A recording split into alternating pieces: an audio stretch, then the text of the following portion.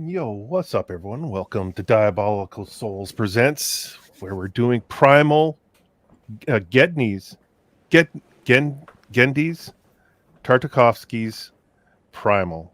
I can never say that first name. I always want to add more consonants in there than I need to. Yeah. But welcome. Episodes 3 and 4 tonight. We did 1 and 2 last week. Looking forward to this. These 2 episodes are bangers. Well, all these are bangers, really, when you think about it. But really excited to review these ones. But before we do that, if you could be so kind and hit that like button, if you could hit that little notification bell, and if you could leave a comment afterwards, that'd be great. And I'll ask you to subscribe, not to just me, but to that guy over there who's now doing his own show on Sunday nights. Go check him out. Sammy, how you doing, buddy? I'm doing great. This show can't miss, man. I was so excited when you announced we were doing it, and I don't know, a lot of these episodes, there's just certain parts that just hit me right in the feels, and it's so weird for like this brutal setting that it's in, and I'm so excited to talk about it. So, oh yeah, it's I mean, especially when we get to these 2 episodes, there's a big difference in animation and everything too, but the storytelling without any dialogue in these either, like that, it's just amazing. Mr. Goodwin, sir, how are you doing? I'm doing good. I think that part of the reason that it does have the emotional hits is that you don't have words to kind of mess it up or bad dialogue or anything else. You just, and again, you're conveying everything visually, so the display of emotion is stronger. The movements and actions are more important than whatever exposition dump most animation would give you. Yeah, like Don Bluth is like a legend when it comes to animation, and he's very good with doing expression on people's face and conveying the emotion for that scene. And like Tartakovsky, with what he's doing for this series, especially the first episode we're doing, it's absolutely amazing. You hits you right in the feels like when you watch this episode. I can't wait to get into it. But before we do that, Zach, how are we doing, and why are you not in your puck outfit? The people want to know. I still need to go ahead and apply the P letter on the lunatard, whatever the hell that's called.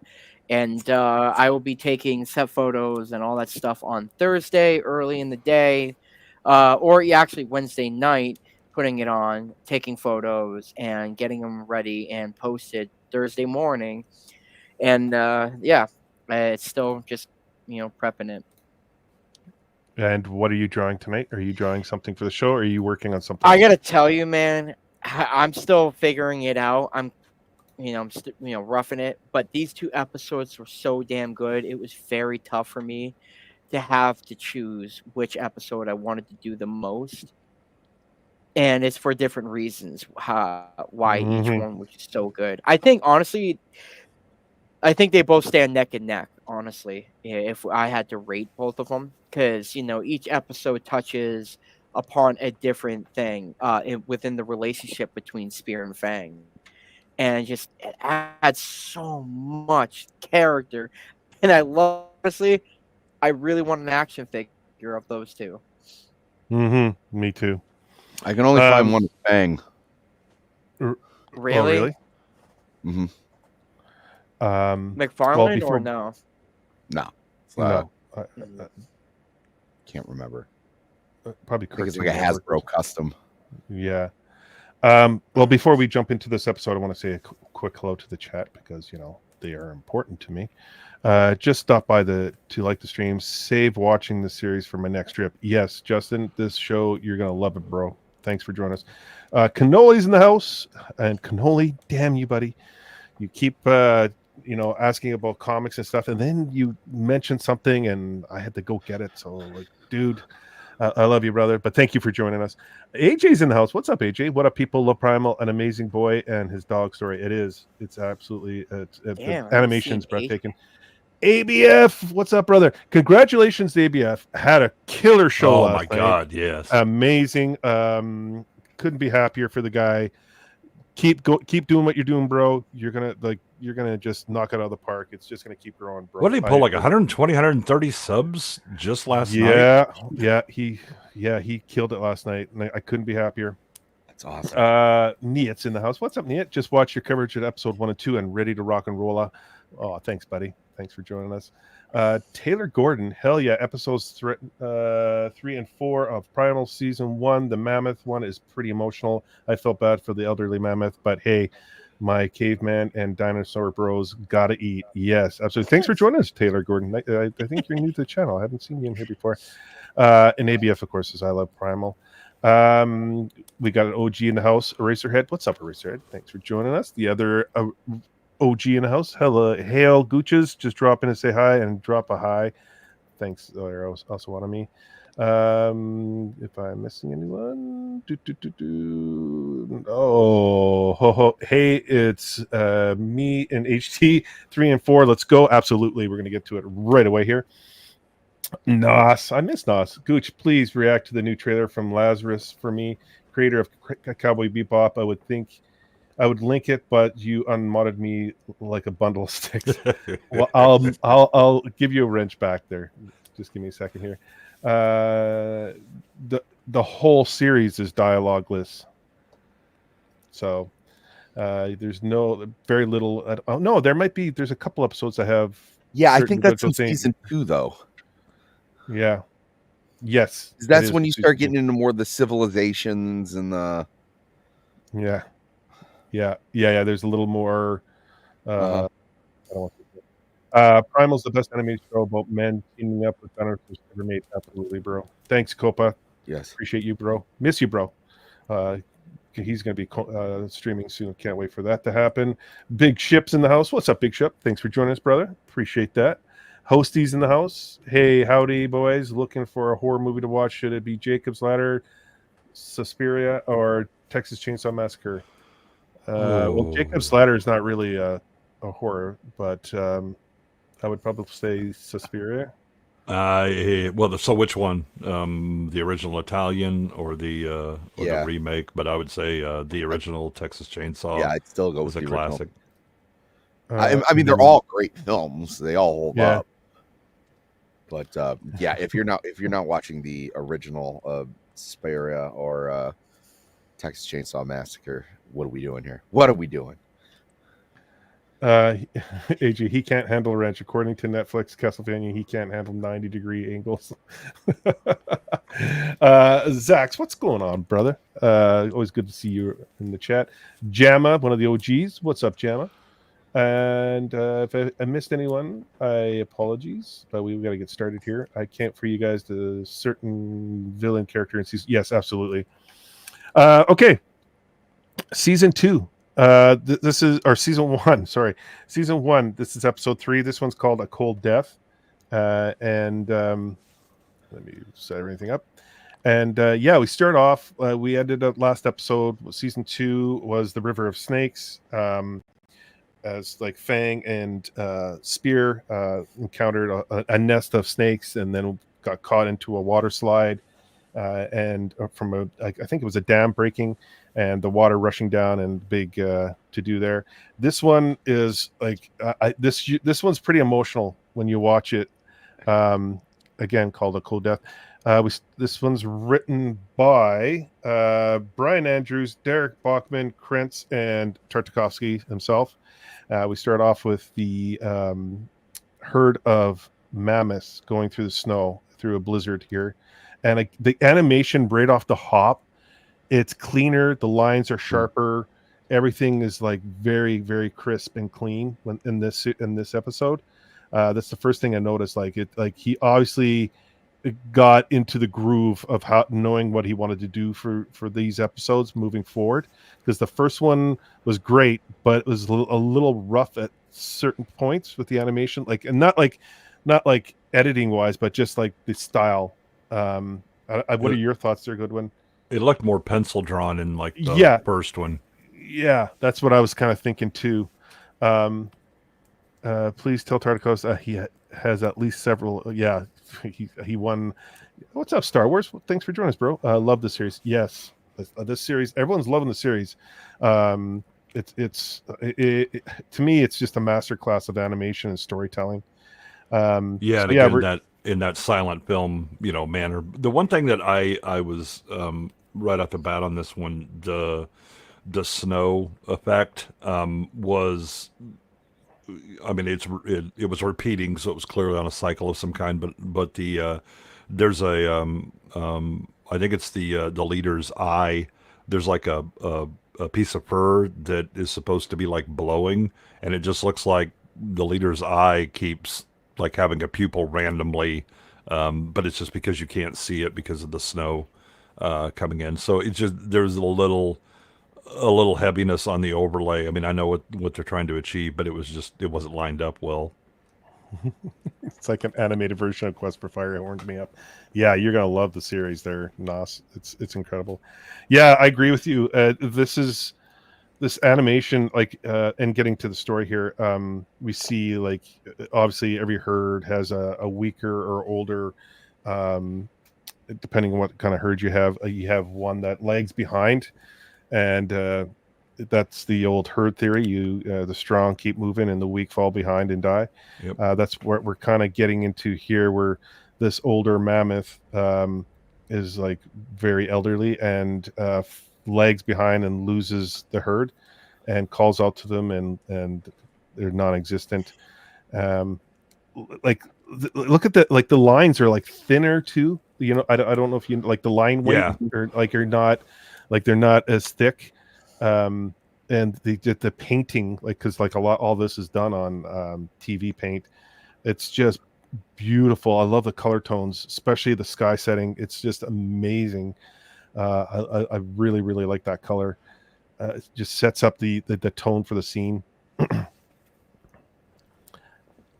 Yeah, so we're obviously we're going to see this one get attacked by Spear and Fang because it's cold. They need to eat and they need to keep warm, and so they Yeah, attack the whole walk through that valley, you're like, okay, well, predators are coming because that's what Yeah. they do. It's just, is it going to be our boys or not? Yeah. And another thing too, I love the design of the mammoth. Like it looks battle hardened.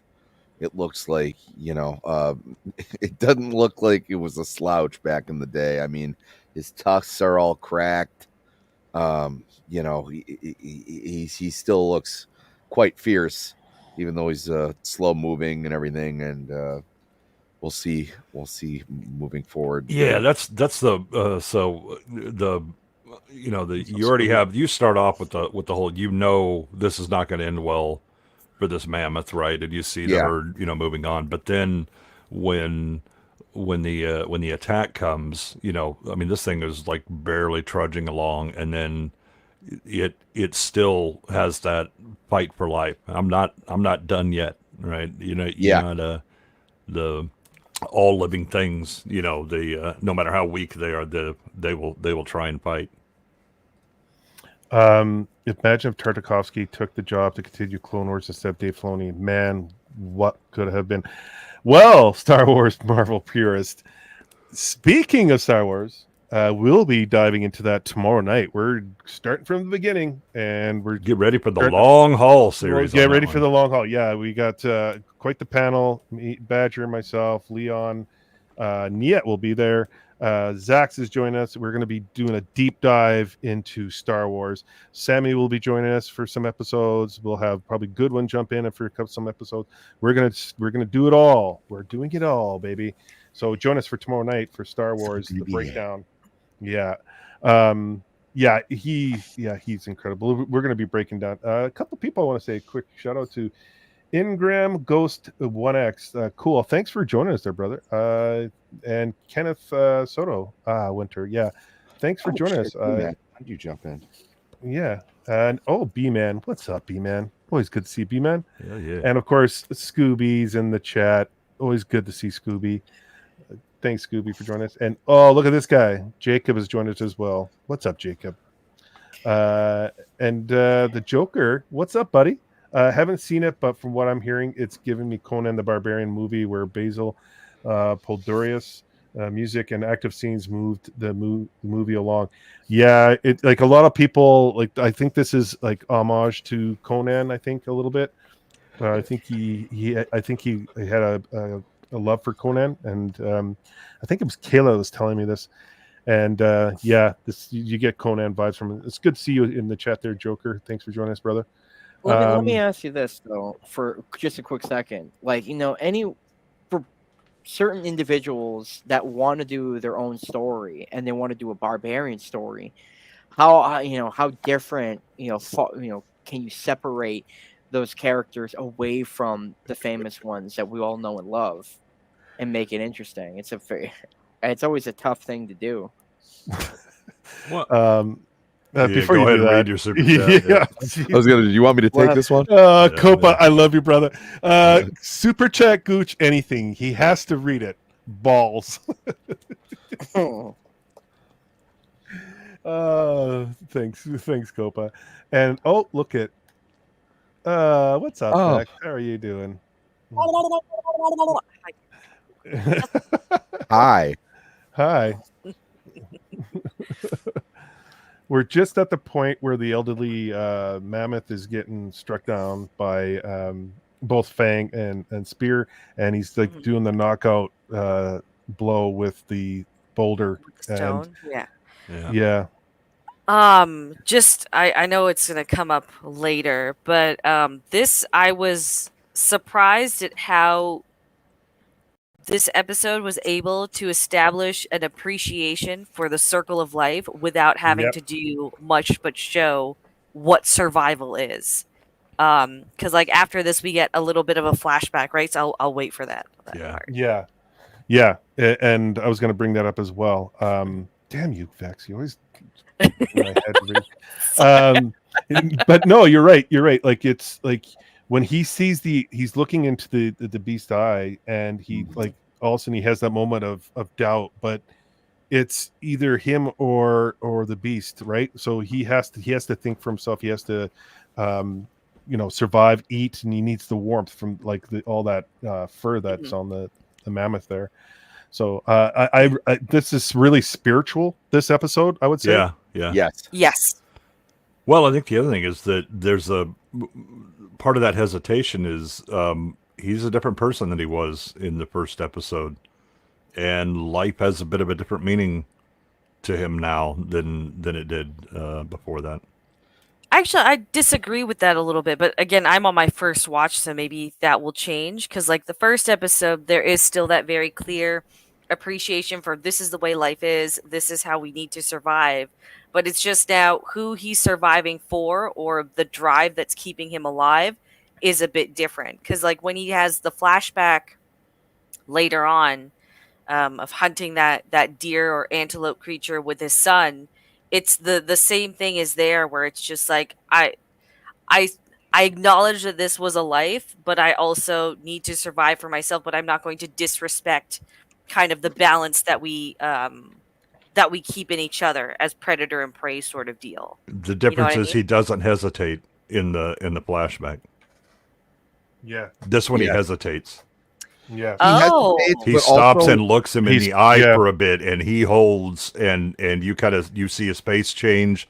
And he thinks about it, and then he's like, "Nope, I got to do it." And then there you go. oh, that's a good point. There- Okay, I yeah. thought he stopped for both of them, but No. No. oh, There's okay. even kind of a look of acceptance on the mammoth's face after he keeps going. Kind of goes, "Yeah, I guess I'm done." Like it's I thought it was well done. It bummed me out. I was actually more bummed out in the very beginning when you just saw that he was separated from his herd, because you immediately knew this one was done. So Yeah. So, but that's the way it is.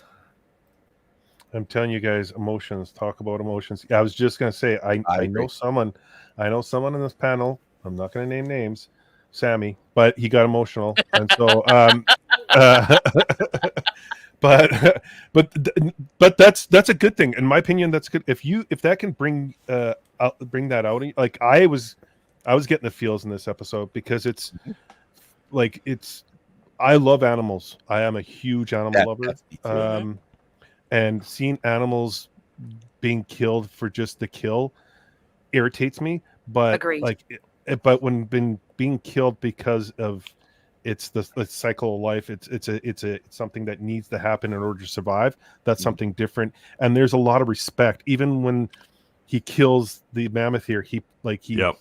he puts his hand on there, and the oh my god, the breathing of the animals in this, like I was just like, oh my god, when he's giving his last breath, I'm like, geez, like Yeah. like you really want to hit us with that beat, like Well, there's a And grad- mirrored with grad- Fang's breathing. you Yeah. know, like, yes, the nostrils, like Yeah. they're both, Yeah. it was just who yeah, that's one of actually- my big three too, man. Like elephants, dolphins, and dogs. Just like don't show me bad stuff happening to them. And Well, that's again, that's quite the mix. don't worry, his best friend is coming up in the next episode. yeah, But again, I think the in the same way that silent actors and comedians had to learn to communicate facially and with movement and all that stuff, and it's almost easier to read and identify with, because they're not speaking, so it's not a voice that isn't yours, right? It's easier to project yourself into something when they're not talking, when instead you just see the actions, and when it's acted out well, like this is, and it's easier to identify with these. Mm-hmm. Yeah, it's Quickly, universal. quickly, Hosty with $5. Thanks, Hostman. Tartakovsky did another series called for Adult Swim called Unicorn Warriors Internal. Very good. That was my palate cleanser when watching Has Been Hotel. Yeah, I think Platoon still wants to kill you for making him watch that. And Blute's only watched one episode. It's like, yeah. Thanks, don't Hosty, you for ever the do that to $5. me again? Yeah, I mean, even this part right here, he respects the animal, and he's just putting his hand on his head and like letting him know, like, I'm sorry, it had to be like. And then the closing of the eye, like, damn, like, just very, very well done. Then this part here where you see Fang lick his back. Oh, I got it, perfect. Lick his back, just because like he wants to heal his wound and help him out. And he takes the hide and puts it on, and obviously they start taking the meat and everything that's useful to them. And then the big love tusk. that bit. Where he takes the hide and puts it on Bang, and Bang's eating it. And the next thing you know, you see the hide slide off of him. He's like, "Nah, I ain't having that." No, and also like he makes this thing, and he looks like he's gonna put it around Fang, and then Fang just starts booking it. Yeah, he's like, "No, I don't think so. That's your shit." That's what I'm telling you. Fang is a better girlfriend than Amber. The end and remorse of having to do it. Yeah, thanks, Kenneth. Actually, oh, you made Spear and Elden Ring. Okay. Yeah, this is like just like, and again, look at the animation, the color tones. Like it's gorgeous. You're just in that. You're in, like, when I'm watching these episodes. And trust me, like, while you're rewatching this, you forget how damn good he is with his color palettes, and how much you just sink into that world. You're just like, holy shit, this is amazing. Phenomenal work. Yeah, and the big thing is that, I mean, he has an understanding of nature that's not Disney-fied bullshit, right? It is red of tooth and claw, and so when you see the slice of meat, when you see the blood, it's red, and especially on this white background with overcast and all that, right? It really stands out. Empire Strikes Back, anyone? Beautiful silhouette shots. I love his use of silhouettes. And the other thing I want to mention is, like, watching this episode, like, everyone, like, the animation's so heavy. Like, you can feel the heaviness from each character, especially the mammoth and him right now. Like, he's sinking the weight. Like, yeah, that's so hard to do with animation, and he does it fun. Like, it's amazing to watch. Like, the crunching, the soul sinking in, and the movement. His camera angles are phenomenal for 2D animation. It's just incredible how he animates this. Like, look at that. Like, I mean, that stuff's not easy. This is where Fang loses Spear, calling out to him, and he's like, walks up to him and realizes it's too cold, he's too tired, and then he lays down on the ground and just covers Spear here to keep him warm from the blizzard. And then they see an opening to a cave, and Spear decides, like, hey, no, we're gonna move in there, and so they move in there. Then we get to this part right here, where the gang of wolves, like, yeah, gang of wolves. Southside Chicago, yeah, Southside Chicago. Here comes the wolves.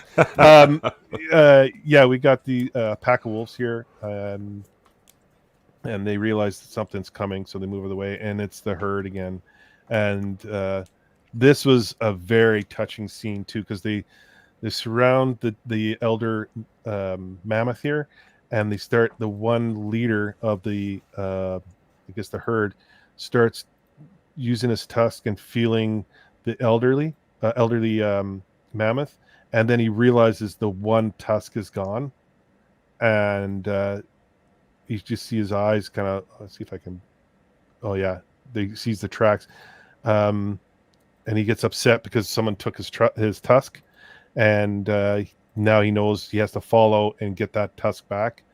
And then we get to this scene right here where Fang and Spear are in the cave, and we're seeing Spear drawing on the wall, and this is the flashback that you guys were talking about right here. Yeah. And again, zero dialogue, but the flow of the episode is just, what's going on. You're just amazed by this, and oh damn, What's up there, ABF? Thank you, brother. You didn't have to.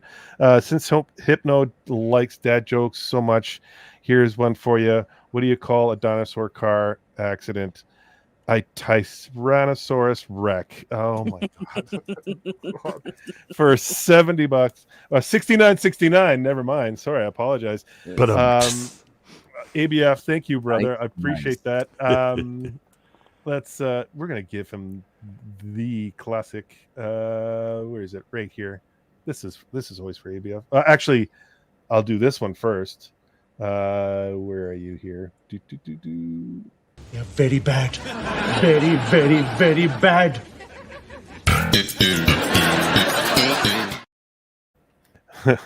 ABF finger waving, and we'll give him this one. I must use the power of this time passage, and so I will defeat you. Ain't gonna happen. We shall see. Oh, you going all old school on me, huh? ABF, he is a legend. Thank you, brother. I appreciate that. Yeah. Elephants mourning their dead. Mammoths, AJ. Mammoth. No, but AJ's talking about the behavior has actually been that behavior's been observed in elephants. Yes. Yeah. Yes. The rocking back and forth, the caressing. This is where we get the flashback, and this is another powerful moment too. Just a little side note, I read something the other day. Elephants, they find us cute like we find puppies cute. So like when we get by them, they do want to like pet us and stuff. Really? Yeah. Right up until they grab you and start bouncing you off the walls. So. Yeah, pretty much. How Well, do you what is it? There's videos of these elephants tracking people down and killing them whenever they hurt the herd and whatever. They'll follow you all the way to your house. Oh, they're smart, dude. They're very smart. Yeah. By the way, the big bull elephants they don't think you're cute. They want to stomp you into the dirt because anything. This is more observed when like they're in captivity and things like that. What did you think of this scene, you guys? I love the scene. Yes, absolutely. This is so again, Primal, the name of the title, but it's well, Vex. We do a lot of Indigenous teachings and stuff up here in Canada. Mm-hmm. A lot of it I felt in this episode. The hunting, the love for animals, the respect for animals, the spirit. It's very spiritual. I'm curious about your thoughts and what you were thinking when you watched this episode, the way it played out. I just really like that it's the connected to nature, right? Like usually when you have cartoons or movies or shows that show like those hunter-gatherer society, the animal is like an afterthought. Whatever they're hunting is the afterthought because instead the narrative is so focused on trying to portray the struggles of whatever the human characters are doing, right? And usually even like when some of the more native leaning stuff does it, they tend to omit that as well. But I like that this is not even just as a spiritual part, but it's utilized as a bonding moment with his son. Like this is like a core memory that he's developed with his own flesh and blood, which I really like. Also interesting is that the eye stays open here, whereas very clearly we saw the eye stay closed with it. So it's almost like he's not, it's like symbolic of what he's seeing as purpose these days. Right, without having a family around, without having anyone to provide with, so it's almost like he's finding a way with these eyes in a way. He closes the eye, out of respect. I do like that take a lot. I also like that he's teaching his son, who looks at him and looks like he might even start crying, but it was like you have to, you have to kill something beautiful in order to survive, and the eye is very sparkly. It's very, you know what I mean? It's very almost like a kind of like an anime trope, with the big sparkly eyes there. Yeah. And then he takes a moment with his son to put his hand on there and go, we respect what we've done, and and the act of it, and we'll almost like say thank you, which is a very I want to say Native American, but that's how I was always taught. They appreciated the animals, but it's much more than that. It's throughout history. Yeah, I mean, if you've ever gone hunting and killed an animal and come up to it, especially if it's still in its last moments or whatever, you can't help but stop and think, this was living before I came along, and I was going to die eventually, but this is this happens to all living things. Oh, Pet, jeez, here we go with the dead jokes. I love how they included actual elephant-like behavior with the mammoth herd. It makes sense since they're pretty much ancient elephants. Yeah, exactly. What's up, Jake? Thanks for joining us, brother. Everything that we're pretty much saying is on the point. Like, I have a heavy appreciation for this episode because of how much it just, like, I love Dances with Wolves. I know my dad loves that movie.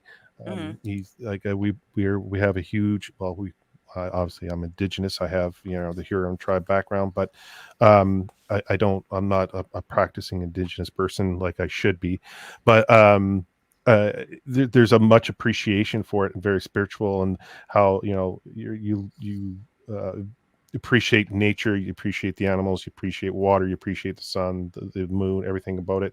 And this episode, and then even in the next one, kind of like it shows that, it reflects that a lot, which I was like, wow, this is like hitting on all the marks. Like, it's like, I'm just curious how much studying he did for these episodes. Like, is he a spiritual person? Is he is he involved with Indigenous peoples anywhere in the world somehow? Like it's like, because he's hitting like everything perfectly in these episodes. Like, it's really, really amazing. I mean, I think a redneck kid out of Kentucky would know the exact same thing, that you come and you kill a deer and come up on it, and you're trying to end their suffering as much as possible. You kind of stop and think a bit before you start butchering, because you realize, and again, that's passed down from father to son, father to daughter, all the time. What did you guys think of the action sequence? Because I felt like everything was again perfect. Like, it's just a lot of weight to it. You could feel the thuds, you could feel the hits happening. Everything, the transitions were very smooth. It wasn't rough or glitchy like you see in other animations, especially for something like this with 2D. Anyone want to talk about that? Because like, it's like this part right here. Oh my God, this part for sure. Yeah, and even poor Fang here. Yeah, I thought she might have been Dunzo. Yeah. Because like, that's where you see a lot of the flaws with like action scenes. Goodwin, what are your thoughts with the action scenes? Because I'm sure you. Yeah, I thought you definitely, there's the noticeable weight of the mammoths, that here comes Fang. It's like, no, honey, you ain't that big. And here comes Spear, and he just kind of bounces off. What he has half a shot, but I love this bit where he's giving it his gusto, and he's swinging, and I'm gonna show you, and all that, and the elephant's just looking at him, and he just exhausts himself, and he's just kind of sitting there panting, and then it kind of dawns on him, because he's kind of burned out his I'm gonna fight you, he's worn himself out, and then suddenly, he recognizes, oh, okay, yeah, all right, because they've stopped their attack. Everybody's kind of holding and looking at him, and then the recognition dawns on him. What's up, Jenna? Thanks for joining us. This is just a beautiful episode, and then he realizes to give him the tusk and presents it back to the leader of the herd, and they take it and they turn around and walk away, and the fight's over. Again, this is like another. Sorry to interrupt you. No, go ahead. this is just like another one of those things that a lot of other media gets wrong, where it's just like there's not just the acknowledgement that there is life and there's something outside of us, but it's that we all kind of have these same core I guess beliefs and traditions, right? So this is like very true in some sense to how elephants are. They're very intelligent. They mourn over their lost ones and whatnot. So I appreciate that he did that with the mammoths here.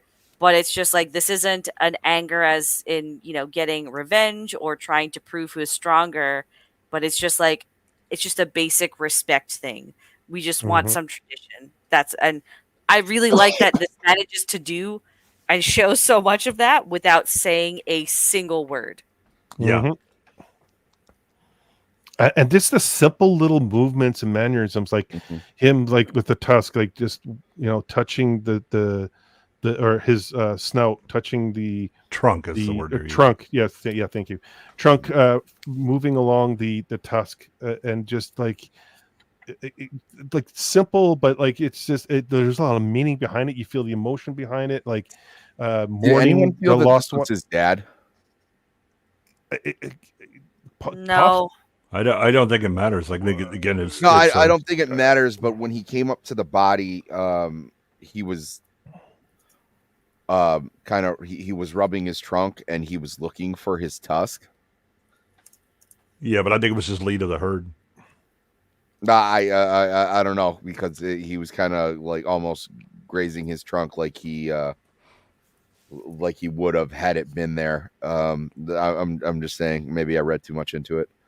I mean, it's entirely possible, but it doesn't. It works anyway. And again, without dialogue, that's the best part. Is that you're able to the reason the emotion matters, you can project because somebody else has said something that then takes you out of the moment.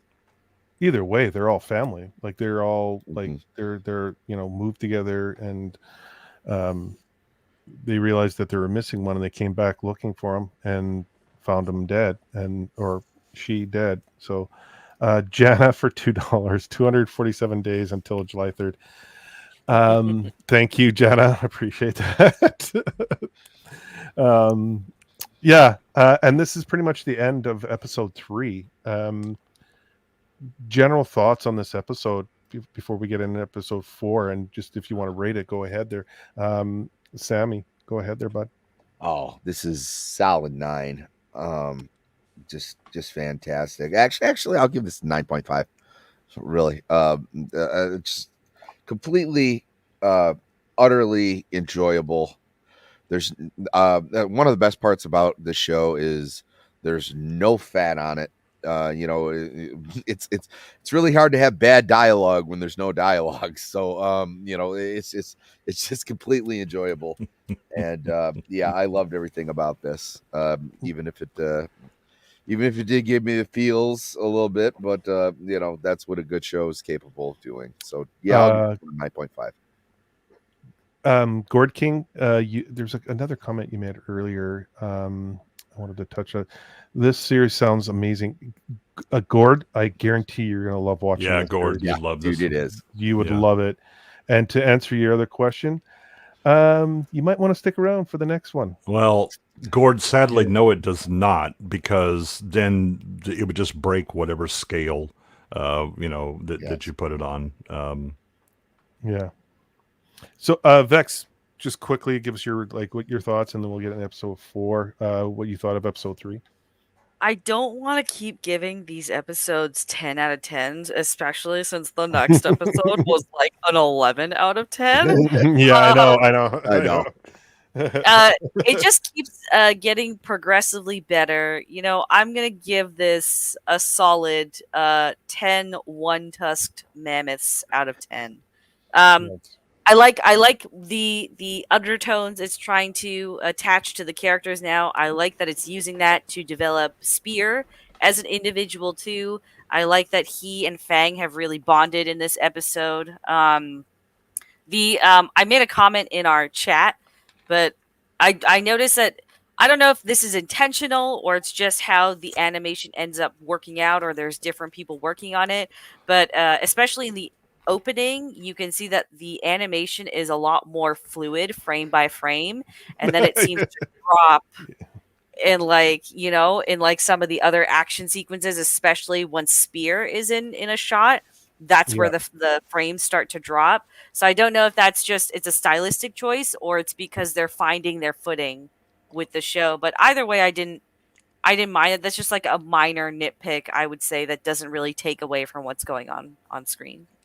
Yeah, I think you popped in after I mentioned it. Like, Oh, okay, sorry. First thing that pops out with these episodes now is like, well, the action scenes. It's differently. You're not getting the detailed line work. You're getting it like when the beginning, it's very crisp and clean. The line weight is not as thick and it's thinner, and the color palettes are just beautiful.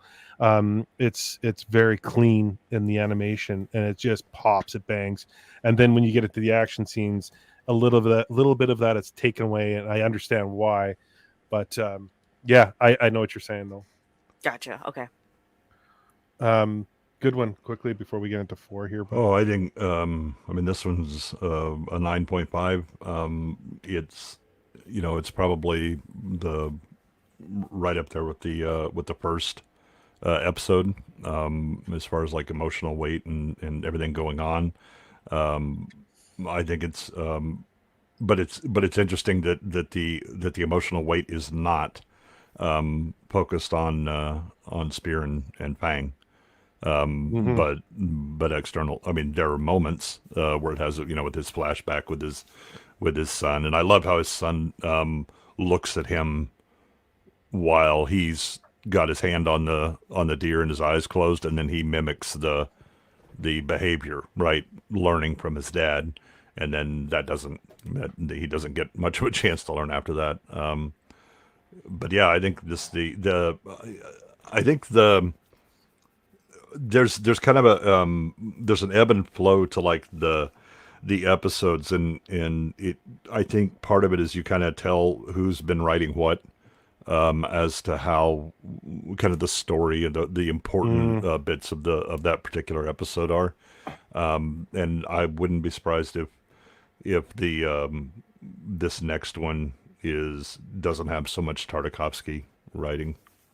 Well, you're wrong. Is he the only writer? Well, he's not the only writer. There's only there's this one is the animation's done by Don Shank and Tartakovsky, and I think Shank does probably more of the coloring, I would assume. But Brian Andrews, Derek Bachman, and Tartakovsky, so the same 3 that did without Krentz for the last episode. So it's just the 3 of them for this one. Maybe it's Prince that's the difference maker. I don't know. But I thought, well, the first episode was written entirely by Tartakovsky, wasn't it? Tartakovsky, yeah. So, yeah, it's just the 3 of them for this one, and obviously this one's called Terror Under the Blood Moon, and this one is like, oh my god, I fantastic. I forget how good these episodes are.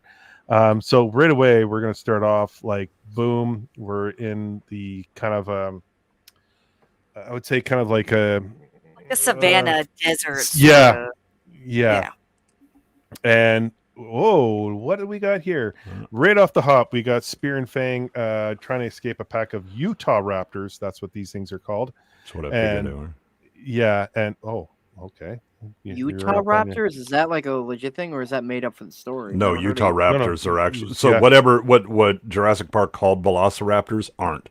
Velociraptors are about the size of turkeys. Utah raptor is a big boy. Oh, yeah. These things are. I've never heard of that term before. That's actually that sounds so much better. Actually, you might be able to guess where they were discovered. Utah? Colorado. Yep. Colorado. In the Mormon Tabernacle. Again, the camera angles, the animation for this, like them running towards the viewer, absolutely amazing. You're right away, you're like, oh my god, like you're right in the thick of things. It's like you're almost like on the back of a truck, you know, filming these things running at you. Just amazing animation. And then of course these things are just beautifully animated. Like, look at that. Like, damn. Well, and I You also see- like the way that they're pack hunting. Yes. You know that as with any when you see wolves hunting something, they all tend to run, but you'll have one speed up, take a couple of nips, then drop back, and the next one cycles forward, and it gives them a chance to catch their breath and just continue running. I also have to appreciate the names of all these episodes. You can tell it really goes back to like pulp, like roots, where I mean, all of these, Terror Under the Blood Moon. I think the next one is Rage of the Ape Men. Like, they're Yeah, all, yeah. it just takes you back. It almost, to these old serial style, even with the names of the episodes, because you don't really see that a lot anymore. And I appreciate the hell out of it. I really do. I definitely want to step in and say personally, and if I'm wrong, then I'm wrong. But I think that Tarkovsky, I think he's doing a hell of a ton of research. I don't think he has any relation to the subject matter that he's got. I think he's just doing heavy ounces of research to make sure that even something so simple as the story from the last episode and elements in this episode are correct, even if a lot of it is made up. Agreed. Just I to think add he's doing a into lot. Yeah. yeah, just to add into Yeah. the fact that there's no writing. It's the same thing with comic books, man. Like, a lot of the creative teams, which is why it's super rare because of the deadlines that comic book creators have to work on a project. That the comics that are dialogueless, like they do a lot of research. Like, it takes them at least a few years in advance to get it done. Well, I don't doubt that. I think part of it is that if you're interested in animation in particular, or whatever, you study the movement of animals and people and all that stuff, which means that you're going to learn about nature. So like the pack hunting or the behavior of the mammoths, these are all things that he probably would have picked up. The one thing I would say is with Sammy in the titles, if you read them, you would think, oh, this is going to be some silly shit, or when you see those kinds of episode titles now in a series, it's done ironically, Yes. Sarcastically or whatever. This is, it's absolutely earnest in this, and it's appreciated. Mm-hmm. No, I agree. The beautiful thing about this is, like, you guys are talking, I'm going by frame, and I'm like, you're seeing the show, like it's like there's like nothing really, like there's no dialogue we're missing, there's nothing. And what we just went through is like they're being chased by these Utah raptors, and they're trying to escape them. They run through a cornfield, and they're being chased from behind, and then there's Utah raptors when they come out the other side, and they're circled by these things, and then it's dusk and the sun's going down, and these raptors right away know that they gotta, there's something coming, and they have to take off. Like, yeah, they all perk and look in the same direction, Yeah. and then they're like, nope, gotta head back to tall grass. Yeah, they show the moon. You're kind of experiencing a lunar eclipse, and then you see Fang and Spear. They just run and start taking off, and then they come across this kind of, I guess, Like a warning or a it's like a sign, like monolith. yeah. Which again, it's incredible. I and love then, the choice in color for the sky through all the nighttime yeah. shots, by the way. This made this whole episode had like a Dracula theme to it almost in what they encounter. So that made me appreciate the choice in color palette even more. It's the scene where they're looking off and they continue running, but that moment where they stop to wonder why they left, because they could have just kept hunting. But I loved it because the emotions that they had, the curiosity. I mean, you could just tell that they're not from that area, and that it's a norm that, like, what, again, like you said, what's about to happen, they're about to find out real quick. And I just that and I don't know, that storytelling device they did just really capturing the emotions you like through that to speak volumes than the dialogue. I'm like, damn, man. Yeah. Well, we're gonna get to Sammy's favorite part coming up right away. Oh yeah. You know, and it's still Yeah. they're still talking about it. the albino ape men, Yeah. which obviously, Yeah. guys, if you're wondering that in the chat, they're obviously the ones who carved those skulls into the stone as a warning. I'm assuming, in the day. Yeah, I believe you. And yeah, this Oh one- yeah, that was rough. and he's still trying to offer the boar, and then one of the albino cavemen or ape men run out to try to save him, and he gets plucked out of off the ground. Let's see if I can get it here. Can I just say, with the animation of this clan of humanoids or whatever, I could see the Cartoon Network influence, because all I could see with these 8 men was a white Mojo Jojo. Oh, sure. Like I could see that he had a background with the Cartoon Network in those designs. I was getting some old school Johnny Quest vibes. That's what I was getting. Yeah, Johnny Yeah, Quest. This is where Vex probably was just like, hell yeah, let's go. Oh yeah, I did not expect giant like vampire bats, and the rest of this episode is just like, this is an 11 out of 10 episode. This episode was amazing. Again, if I saw this in real life, I would find the nearest wall and I would start rocking back and forth. Because my entire worldview has just been Like, I hope you like the taste of feces, because I'm gonna smell and be covered in it before you get to me. This shot right here, this is one of my favorite animated shots. The weight of Fang as they're trying to pluck it off, Fang off the ground, and the weight, and they're just like going up and down, trying to like, the teeter totter where they're having to do the effort. Yeah. Oh, so great. And they do it again later on too. It's not a shot detail with these creatures that I appreciate. I do like, you did have to suspend a little bit, because like, man, these two get thrown around so much during this episode.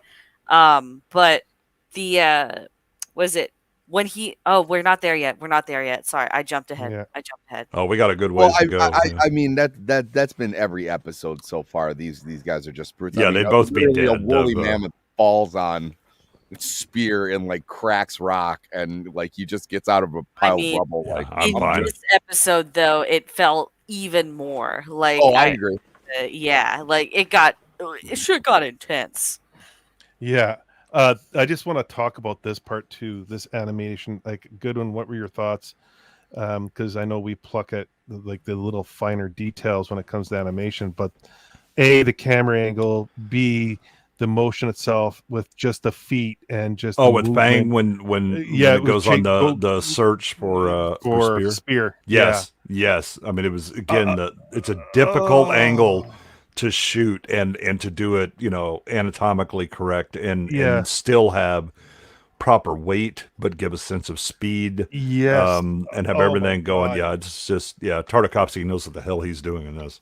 Oh yeah, it's just I don't know what you guys thought, but right away I was thinking, oh, Goodwin's going to talk about this. Oh yeah, I was just like, yes. That's like, I was like, you nailed it. Like the weight, you could feel it on the ground as like Fang's running, and you're just like, holy shit, this is 2D animation. Just incredible work. Yeah. From him. I understand. Yeah, and see again the rotation of the feet, because that's how you run. They run.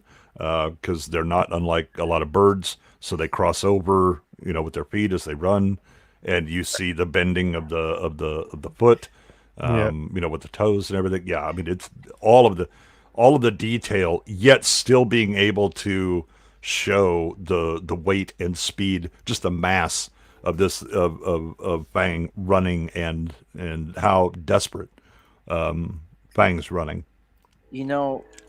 I think one of the things that's it's pretty obvious is that because it's 2D, this guy is making it still possible that you could still make a kick-ass cartoon only using 2D art.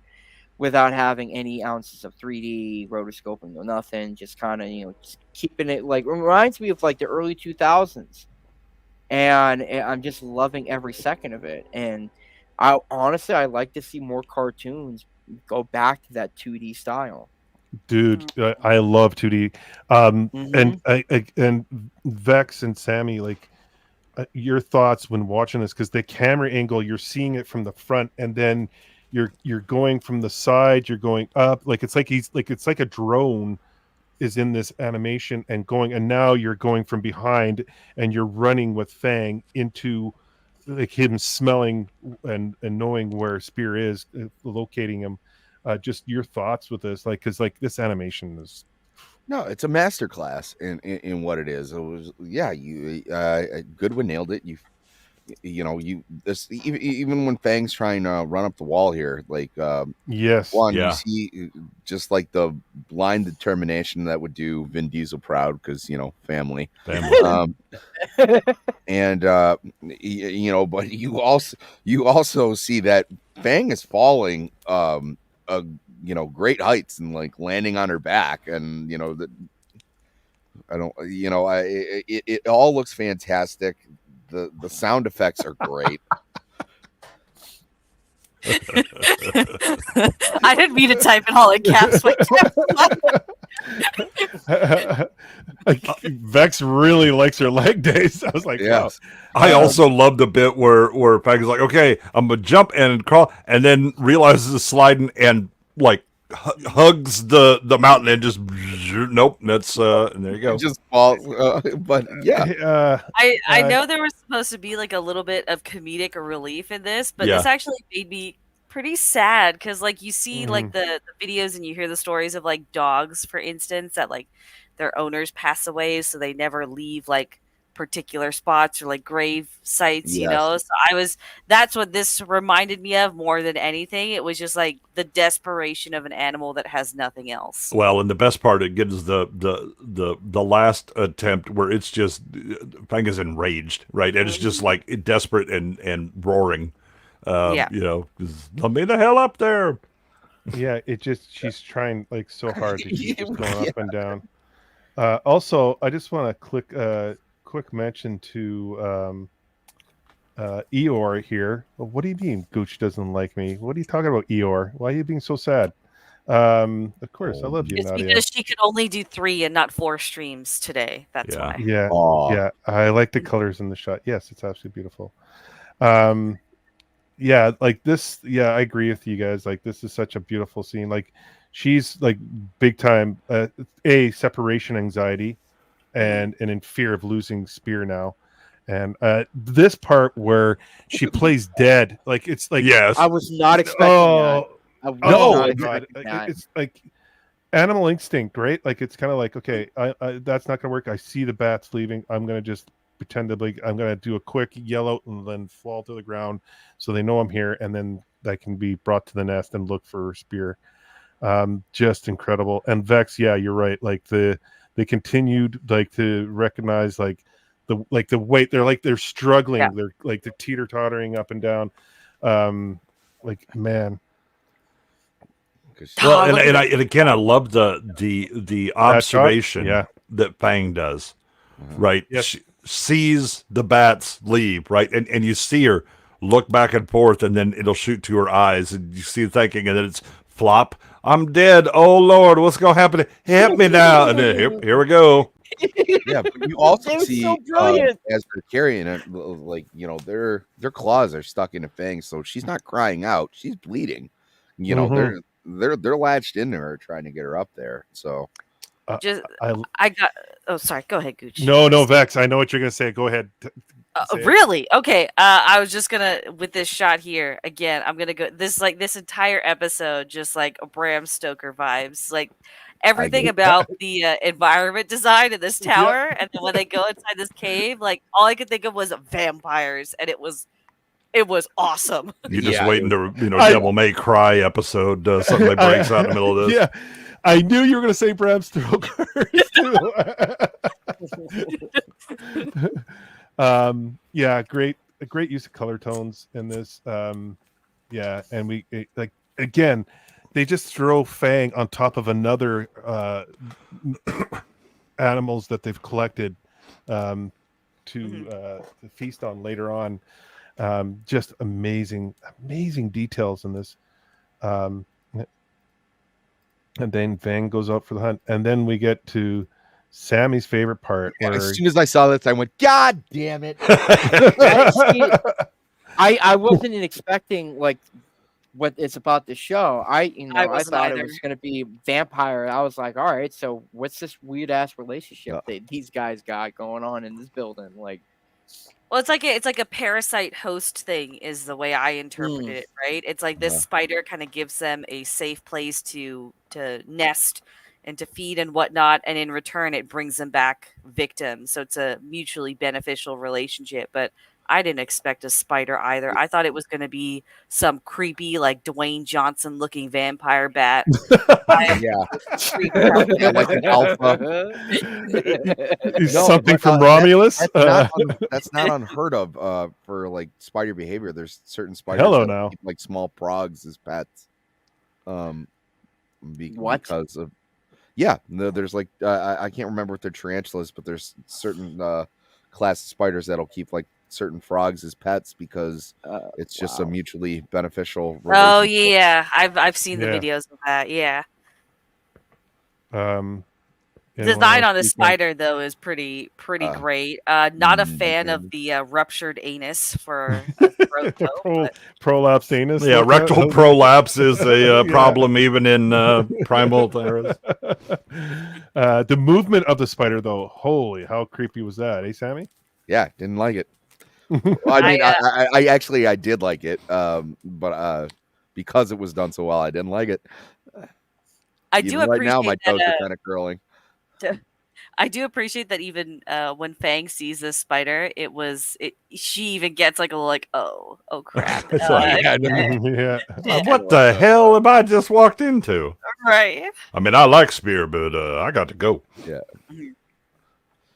Yeah, this dinosaur gets wrecked, man. It gets thrown around like a like a ruptured anus at a party. So. I can't with you. And then we see like a triceratops here, and he takes one of the horns and just. I'd love to know how they got a triceratops. I guess it's a young. I guess no, it couldn't be. Could have just been like 3 or 4 of them carrying it. To be fair, So yeah. And I love the fact that he has to hammer at the base, first, and then try to rip it out. Like, it's like, I'm gonna get you. Oh, I have something else in my mind right now. This was so quick. It actually I actually jumped in my seat when this kill happened. Yeah. Like it just out of nowhere. You think that the spider is gonna bite Fang here and just. Yep. Oh, see, and I love that. I was like, yeah, that's how it's done. I love that because it's I don't know how, and it's just amazing. But like the way he's going about showing these big ass monsters, creatures, godlike individual characters and whatnot, and he's just like, a simple splinter through the brain is still gonna kill it no matter what. Mm-hmm. Like, even the strongest ones, their weaknesses is the same as the little people. This part right here, it just blew my mind because I forgot all about it. Where they're looking down over the edge, and they're like, they can't jump. Like they have no way getting down. The bats are coming back. Yeah, the horizon is just completely covered in bats. And it's like, well, anybody got any other ideas? And he jumps into. He jumps into the spider and grabs webbing, and he just yanks out like it's like a tow truck, and throws webbing down, then wraps Fang in the webbing. And I love Fang being like, "What the hell are you doing to me?" yeah. And then pushes him off, like actually body checks him off, and they fall down, and and then they run. The webbing runs out and breaks, and then they fall to the ground. And then the run starts. They start running towards, and the bats return and see their, I guess their master or their protector or something. Again, Landlord. vampire Yeah. vibes, Their right? Like how landlord. Dracula has his minions and whatnot. Yeah. I love everything this episode does. Like you couldn't make this episode more perfect. Yeah, the smelling too, just like Mhm. grabbing a scent of who did this. Yeah, and then Mhm. screaming like hell. Yeah. Incredible. Passing in the spear. Like everything's just perfect in this. I love that bit where he's screaming, "Here, grab it!" And And Spear just grabs yeah. it at the run, and he's kind of smiling, and then he turns around, he's like, "Oh shit!" Yeah. Yeah. Get my happy ass back in the cave. The thing I love is the silhouette from Tartakovsky. Like they're just like awesome. Like he does it a few times an episode, and it's just done perfectly. Like, damn. Yeah, and again, I mean, if you've been hunting like at right as the sun's going down, right before you get that really dark dusk before it goes full night, everything looks like a silhouette out on the horizon, and it just matches.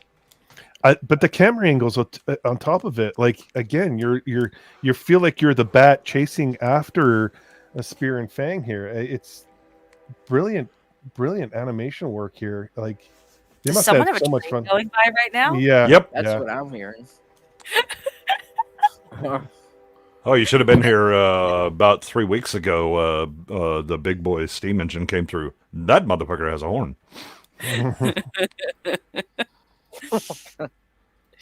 This action sequence was awesome, by the way. Yes. Like I didn't Yes. think that they could really up the ante anymore. But when Spear gets picked up by these guys and then he just starts hopping through them and then spearing them as he goes along, that was so cool. And then Fang sees it as well and starts just like hopping on heads, which is pretty funny. Yeah. Yeah, I have a Oh, yeah. feeling that like once I finish I'm not gonna have any primal pieces by the end of the next auction. Like, No. They're I'm- gonna sell. yeah, because some of these pieces, like, granted, like I have a sense, there's a certain point of creativity I'm adding into it, but I'm going off of like a lot of what I'm seeing from these episodes, and Primal is it's such an amped up show that no matter what subject matter I do for Primal, it's just a banger. Yeah, you could just like close your eyes, fast forward, and then just randomly stop. And Yes. oh, Yep. yep, that freeze frame will work. You bet. Let's go. Exactly. I could just be like, "Yep, that's a moment I want to draw." I kept it here because the small little details, like the scratches all along his arm and his face and everything, I'm just like, he didn't have to do that, because you probably would have just been concerned about the bats and everything else, but these little fine details just add to everything that's happening in this moment. Yeah, You're it's that just these like, bat attacks are they're not scoring direct hits, but there's a cost, and they're getting they're having their effect. just simple things like he sees the corn, so It's so like, he these, runs towards it. This is unhappiness because I've got bad news behind me and bad news in front of me. Again, Mhm. like just the scratches, like it just pops out, like it just. I just love his work so much. I just highly appreciate all this, and they run to the cornfield. I like that there was zero hesitation going into this cornfield because they Yeah. knew the Utah Raptors were still there. Actually, you know what? There is one down. It's not really a down point, but I guess maybe if the episodes were longer or if they had the tools to do so, I would have loved to see more of this fight go down and just see these Yeah. bats and raptors ripping each other apart. Yes. I think it's just due to time.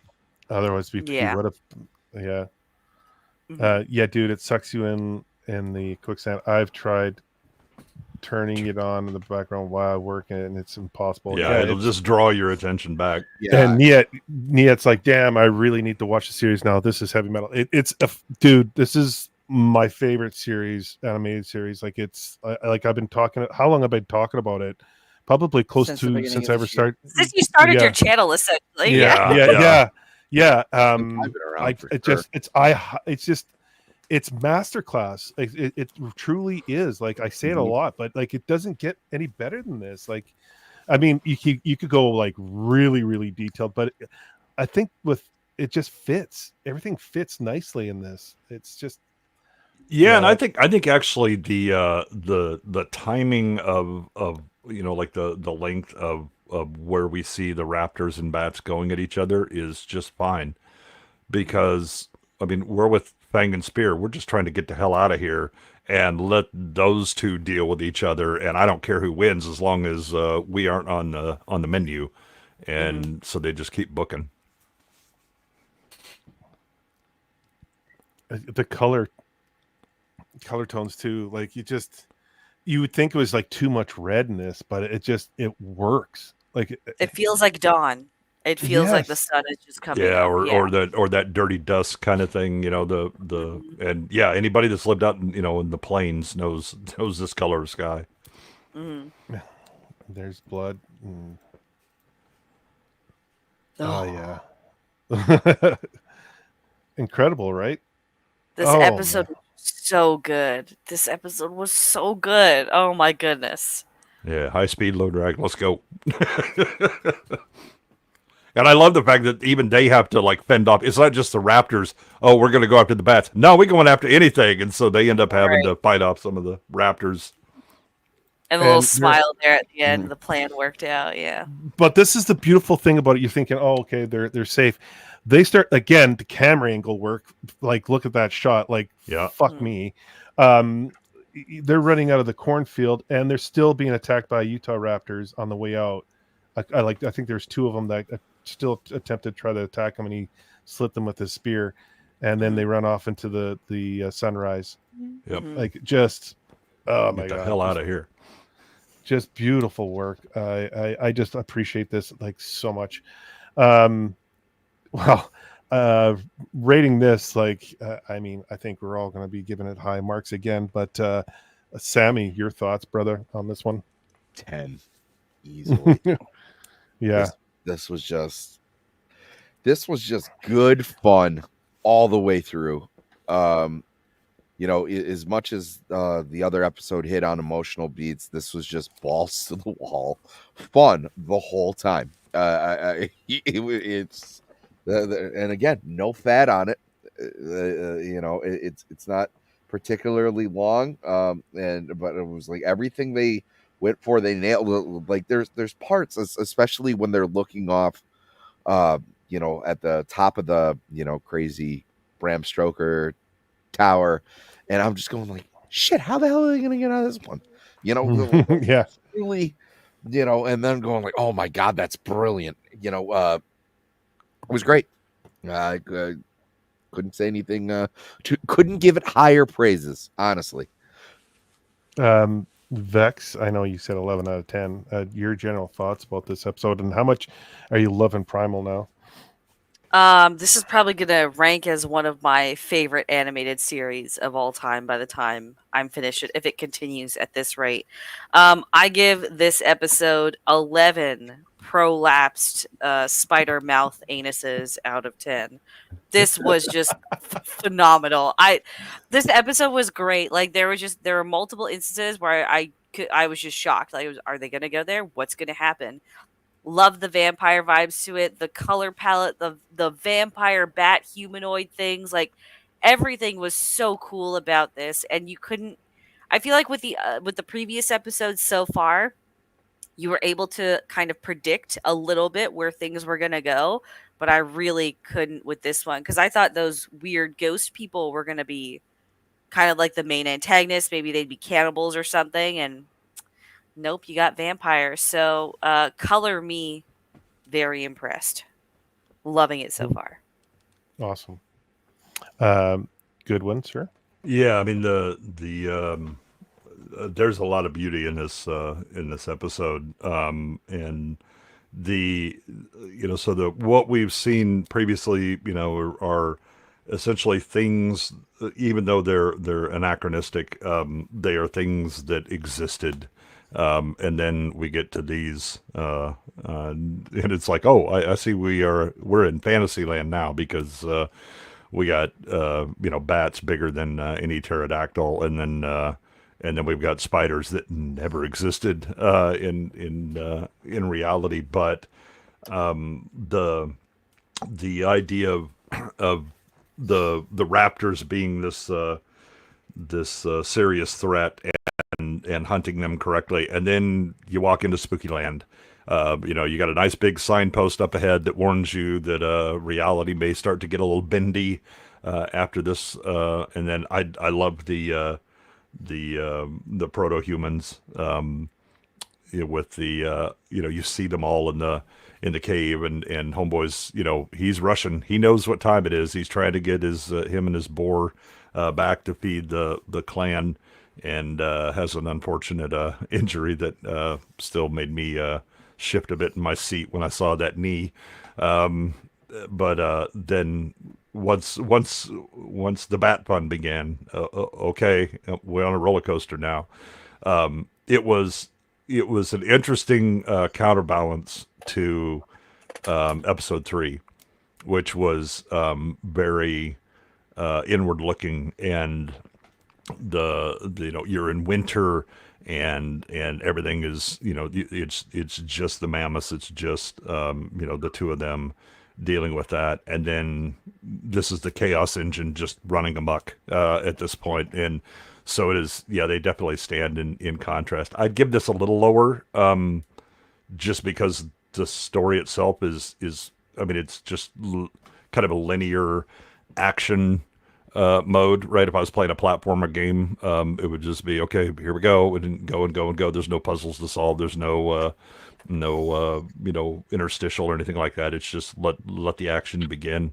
But there are shots in there that are absolutely stunning, and they really bump up what I probably would have called, I don't know, a 7.5 story into a 9 to 9.25. Just because of the beauty of and the skill that you see in the animation. Yeah. I kind of agree with you on that one, actually. The animation in this episode especially is just phenomenal. The camera angles, you're getting a full 360 global view of everything. The camera is everywhere. It's amazing. I love this episode. For me, I agree. It's 11 out of 10 for me, and I don't normally give out 10s for anything. Like a couple of people are saying, like Jake, and I know Vex is really critical of giving 10s and doesn't really like to give 10s, and I know you don't, Goodwin, and Sammy, you've even said it, you don't want to give 10s, but it's hard not to when you get these episodes and the color tones, the line weights, the details, just the settings, you're going from, like you mentioned, you're going from a heavy set winter scene to a more of a late fall autumn scene in the kind of desert plains somewhere. They just kind of balance each other. And they still managed to slip in a bit of character development in the relationship, right? Yes. With Fang trying to get to Spear.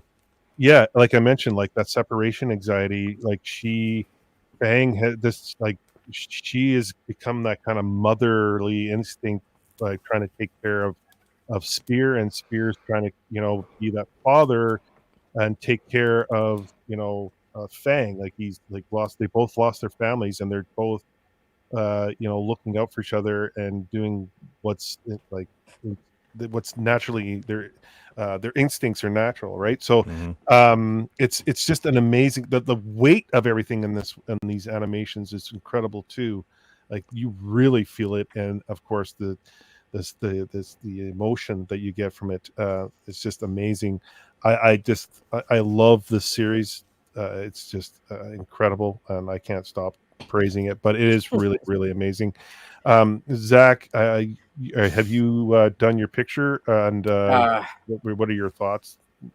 So one of my biggest disappointments is I'm not close to being done.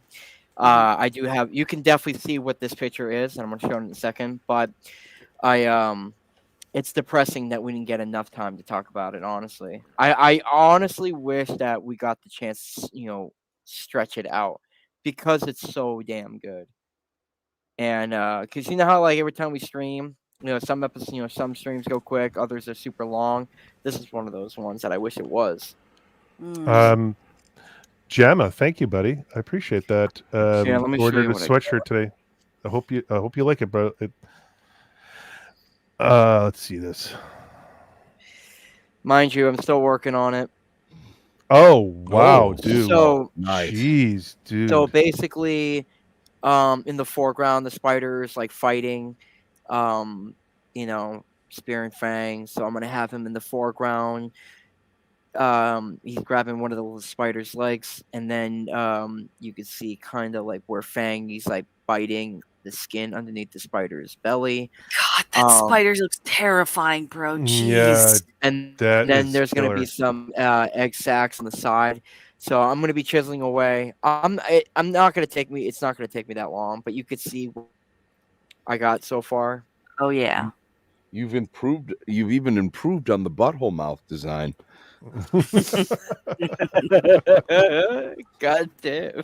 It's tighter now, at least. Yeah, I was Yeah. gonna say it's, Yeah. looks like Yeah, a the much Kegel much exercises have really tighter. been working out. Well, that's episodes 3 and 4 next week. I don't know if we're gonna do next week because next week is an election night, and I don't know if it'd be worth doing 5 and 6. I would love to do anything but hear about election stuff on election night. Yeah. I honestly I agree. I could give two shits about all that stuff. Niet, So, I see you. You're very bad. You're very, very bad. Niet for $10. Protect the Gooch and don't let him quit. I'm not Thank sure you can brother. stop him from quitting. I mean, that's Yeah. what he does. It's Wait, were you gonna quit, Gooch? Hold on. oh yeah, he's No, Gooch no, is no. Well, quitting. this is for Niet. Pull the lever, Kronk.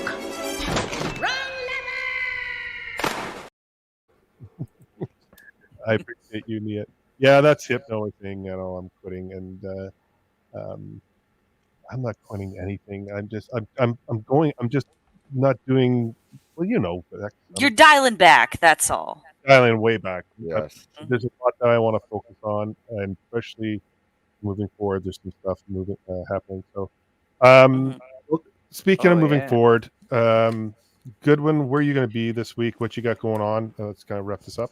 I see. I've got Thursday. We'll be back here to finish up the embarrassment that was Uzumaki, and then Friday B-roll stage. We'll have B-sides again, and then who the hell knows after? Oh, Niet obviously on Saturday on his channel. We'll be doing Predator. Yes, I'm looking forward to that. I love Predator. Vex, what you got going on this week? Well, I gotta log out of Cannoli StreamYard after this. I forgot that I'm still here, hence the picture. But other than that, I'm trying. Where am I this week? I will be on Niet's as well for the Predator stream because that's one of my favorite movies. I think I like that movie more than Alien. Alien's in my top 10, but Predator. Oh, I've been watching that since I was a wee lad. So I'll be there. But other than that, I'm hoping to get a video out this weekend. I might live stream this weekend from my channel. Who knows? Oh. Well, I know. Nice. I probably will. I've already made the thumbnail, so I'm just I'm trying to figure out restream. Yes. Because StreamYard is now too pricey. So but yeah, keep an eye out for that. But thank you for having me on. I really like being here. I like streaming with you, Gooch. We go back. Yes. So I love having you here, Vex. yeah, all y'all are awesome. So thank you for having me here. Oh, of course. A quick hello to Sonia. What's up, girl? Hi, Sonia. I hope you're doing okay. Yeah, that's what I wanted to say to you. I hope you're doing well. Mike McMahon, what's going on, Mike? Tomorrow on Primetime Polton's channel, we launched the USA Assassin figures on Kickstarter. Nice. Oh, that's cool. Yeah, go check them out. Mark has his book. He's had those books out. I know Mike's been working on them. So yeah, go check it out. Thanks for posting that there, Mike. I appreciate that. Sammy, now that you're doing your own channel, what's up for you this week? I'm just trying to put the pieces back together. I was sick Monday. I'm just feeling a little better today. Tomorrow I got nothing. Thursday I will be on Roman's channel. We're talking about like our favorite monster movies, and then we'll be back here to bury the stinking, rotting carcass of Uzumaki. Damn. We didn't realize the spirals were actually the water swirling in the toilet. Yeah, no, I'm not gonna be on you that thought there was a stream. nasty butthole in this episode. Turns out that's what the spirals are. Then Saturday I will also be on the Predator chat or Predator stream on Neats, and Sunday I will be doing my own stream and in other news. And you know, if it's just good fun. If you guys want to come hang out, it should be a good time. So I'd like to say I know what I'm talking about, but I haven't perused any headlines yet. But I have a feeling there's a certain video game that we're going to talk about. Pac-Man, right? Oh yes, exactly. Yeah. Oh, Pac-Man. I mean, the good thing about in other news is it doesn't have ZACK echoing. Yes. Hey, you guys. Hey, listen. You guys help me out. No, fix we that. didn't. You're echoing. Somehow you re-enabled it. Yes. What? Yes.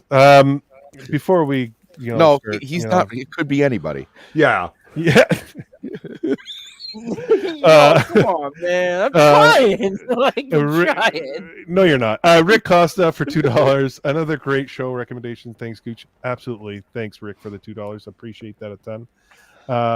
Yes, Star Wars Marvel Purist. He's got his channel as well, and I know Rick has his channel, so go check them out. Subscribe to them. Great stuff. I look forward to watching Badger and Leon putting it down for Star Wars tomorrow. Yeah, tomorrow on this channel we're going to be talking Star Wars. We're starting from the very beginning with the prequels. We're going to like peel back and look at where did everything go wrong. And I didn't know that sexual welcomed homosexuals. Wow. Wow. Vex. I'm sorry. Star Wars is, Yes, we know. 3 dicks up the butt. That kind of,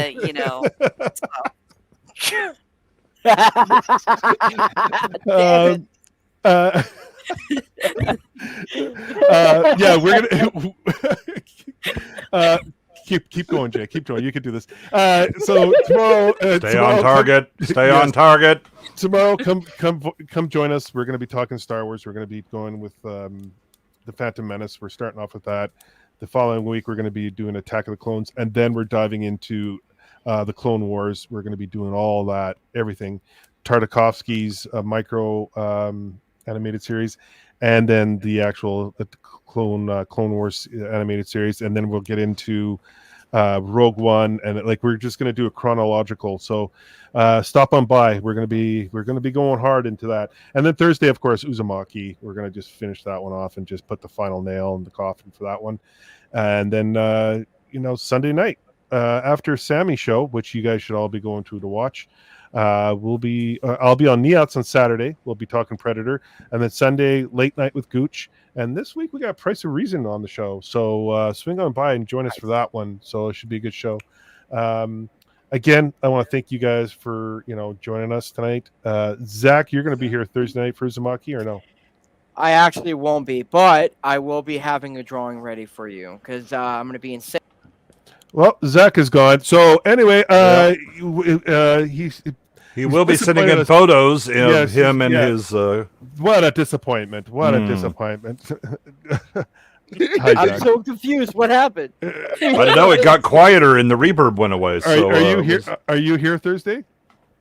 I won't be, but I. Oh, right, so oh Zach's no! not here Oh Thursday. no! That's too bad. So yeah. Anyways, I hope you guys had a great time as we reviewed episodes 3 and 4. Everyone have a great night. And Zach, how you doing? Chilling. You good? Okay. So Zach, you gonna be here on Thursday? Nope. Go check out Zach. He's got a lot of prints for sale. I quickly want to say that. He's been doing all these prints for all these shows, and he has a lot left over. We're going to be doing another auction sometime, probably I would say in the new year. Zach? December would be good. Some nice Christmas gifts for people. I'll have the sketchbooks ready by that time frame for people to start buying. Nice. Okay, very nice. So everyone, please take care. Have a great night, and as always, stay Gucci. Stay Gucci. Bye.